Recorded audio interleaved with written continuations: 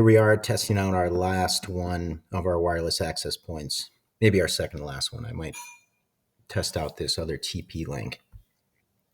This is the Netgear Cloud Managed Wireless Access Point, the AX1800. It's also a Wi-Fi 6, so should get decent speeds, and we should also get good coverage. So we're going to launch right into this. Again, if you don't know my other videos, all the setup is the same Microsoft Surface laptop, same rough location, approximately 8 to 10 feet away from the access point on our first test, doing this with AT&T fiber, 500 up, 500 down. Let's see where we're at. Also run the exact same speed test to Dallas. All right, so currently I'm running a speed test from my AT&T fiber router from the same distance I would always start with, which is a few rooms away in a closet up in a structured cable box. So give or take about 50 feet, maybe on a diagonal, maybe a little less. We're at just one little signal bar and one signal dot, and there's our speeds. So we're going to switch over. We're connected now to the Netgear, and we're going to see what our speeds are, and we're pretty much in a direct line of sight here. All right, so remember AT&T fiber, 500 by 500, hitting what's going to be about the 330 range, 325. So we're 314 by about, what's that going to be, 230?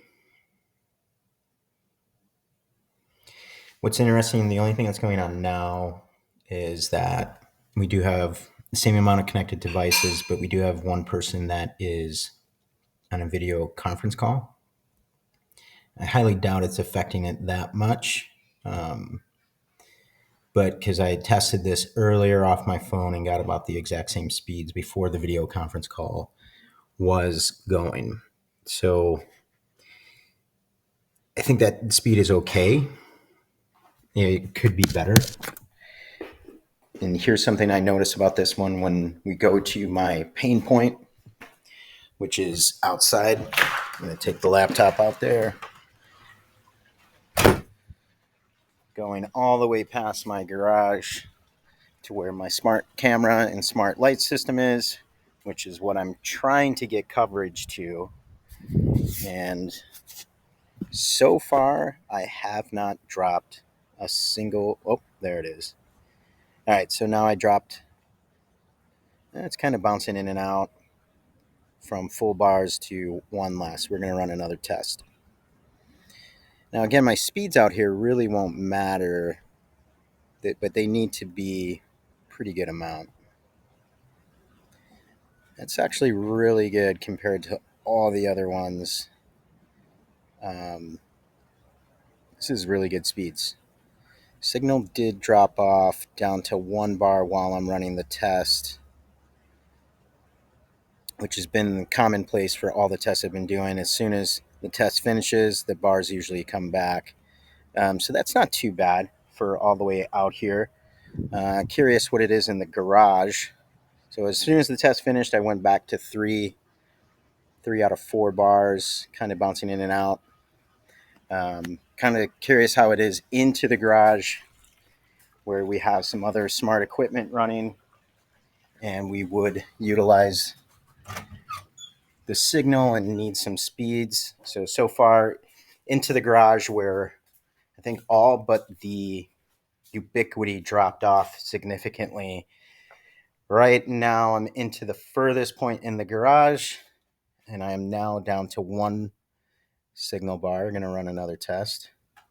Speed's really good. That's quite incredible. Down to 1 signal bar and getting pretty good speeds. And I am not a Netgear fan at all. I think that their support and the warranty when dealing with their products is atrocious, and that is saying it nicely. Anyone wants to challenge me on that, they've only had good luck. because I have dealt with these products over the years, a variety of their higher end enterprise products and home networking products, and it's just terrible. Their support is horrible. Um, so it's going to be tough for me to recommend this, but let's see. We're going to run another test again. We're down to, we only dropped one signal bar, picked up, looks like two where we were. Speeds are about the same, which is good. This is really consistent, unlike all the others we've tested. Curious if the teleconference that one of our devices is on. Let's see if that'll end. So we're about 80 at 20, which is totally fine for the devices that I run out here. But we're gonna take a pause. And all right, so I wanted to give this Netgear versus probably, I think maybe the TP Link was one of the best ones. So wanted to give it its fair shot. I am 4 feet, direct line of sight, with no one on any video conferencing.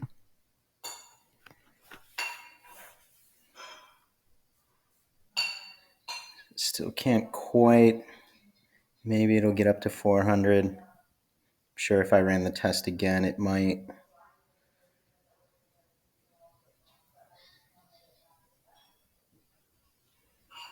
Going to be 350 by 350. Let's run it one more time.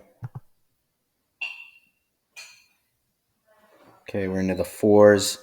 So, I mean, compared to the TP Link in the exact same location, connected to the exact same switching equipment, this one is not as good, and it's definitely more expensive than the TP Link. I would assume to my office, again, 25, 30 feet away and into a door, it's going to be slightly different. So I'm just going to run a quick test so we can see it. Yeah, so it drops off pretty significantly. I'm not even in the doorway yet.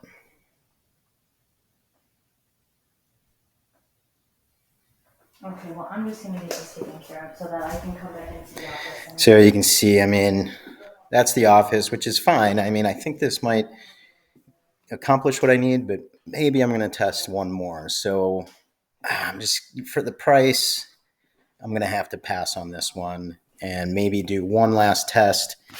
And it might end up coming back to the TP Link, which rightfully I poo-pooed in the very beginning of all these videos. So we'll see.